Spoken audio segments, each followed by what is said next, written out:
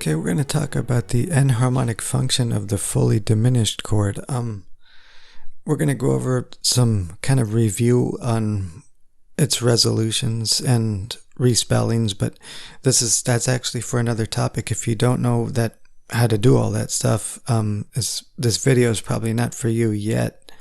So this specific chord is actually a gateway to other chords. There's actually a total of like 8 possible triad resolutions for this specific chord, and extremely versatile. Let's take a look at it. If the first spelling up on the top stave, okay, B, D, F, A flat, D flat, or D, F, A flat, C flat. I didn't write the A flat, I'm sorry.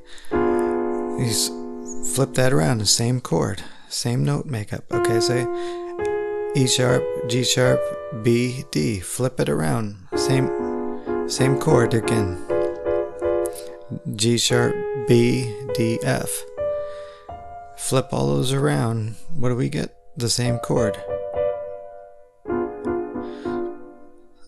So it's literally the same chord respelled. And there's 2 resolutions to a minor chord. Occurs naturally in harmonic minor or something, or as a borrowed chord in major, or as a chord from like harmonic major. So don't get too technical. These are just resolutions. You don't have to have a specific scale in mind when you resolve to it.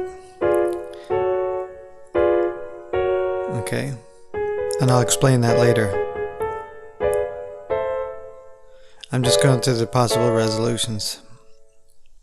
So there you go, 8 possible triad resolutions. So things to take notice of is stuff like C minor to E flat. That's the relative minor of E flat. So it could be used as a gateway chord instead of modulating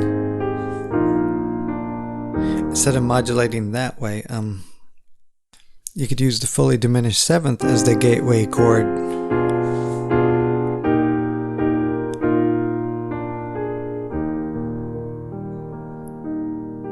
Okay, instead of common chords, you could use that fully diminished chord because it resolves to both.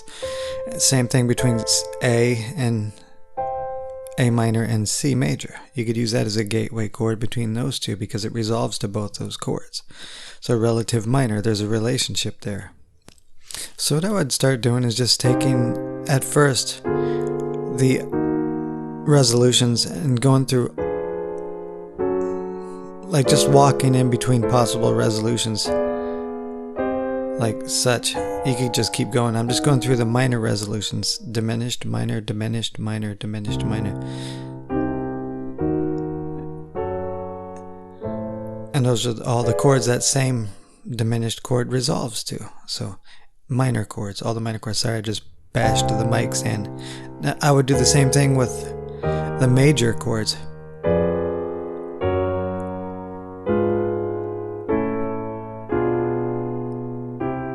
Okay, just as an exercise to memorize those things. I was just going downward with these fully diminished resolutions, like such. You notice they also form chromatic medians, and so I might do something like this. And granted, these are all chains, but we're getting used to the resolutions, so let's do that more musically. I'll make something up here.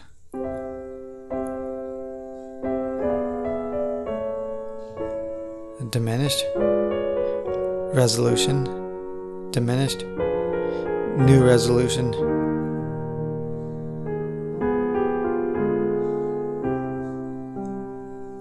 Okay. So, and again, this is kind of more of an exercise, just of going through the resolutions. But whenever possible, try to make it musical, So again, you might do it through the minors backwards instead of forwards like we did before. And you could do like an exercise and make it musical too. Maybe C minor to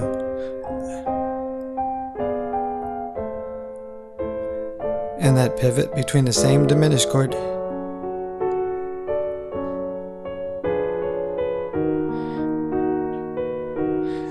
And you just keep repeating the sequence over and over again. So now this is continuous modulation, which we haven't covered yet, but so with that in mind, we'll go between C and E flat major.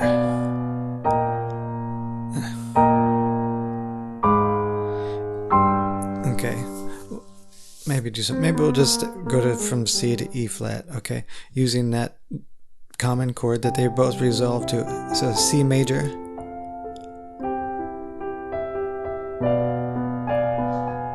E flat major,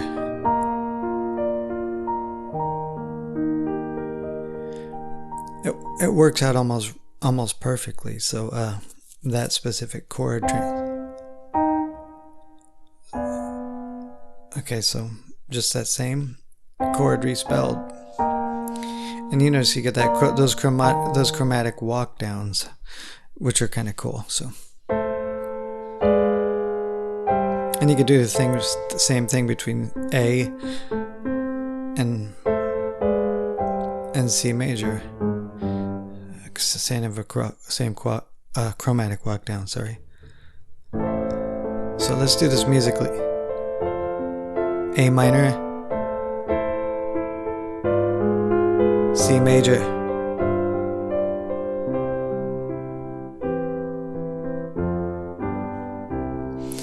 so technically that's the relative major, but it's still a modulation using that fully diminished. Let's go from C minor to A major using that same chord that can resolve to both. So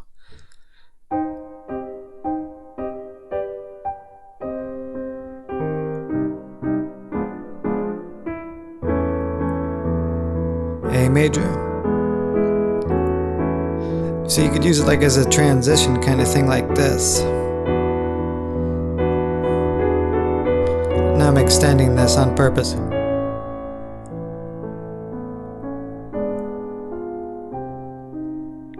Now I transition back to C minor.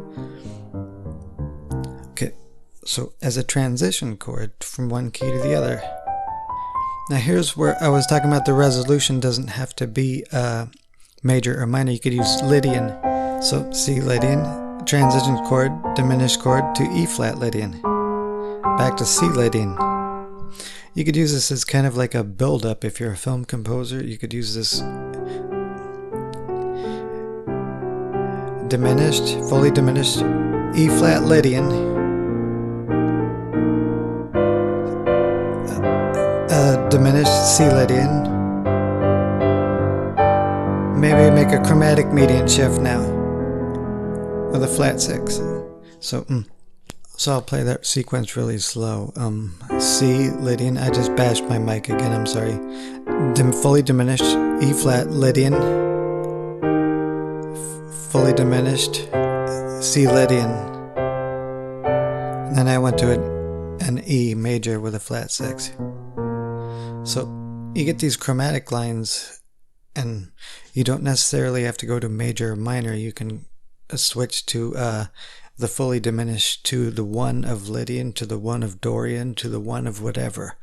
It doesn't really matter. So that's what'll make it sound the difference between like a classical style modulation and a something that you could use in film composing. You wouldn't necessarily modulate to C major or C minor. You could often modulate to Lydian or Mixolydian, whatever, using that fully diminished chord that resolves to whichever one chord you're going to next.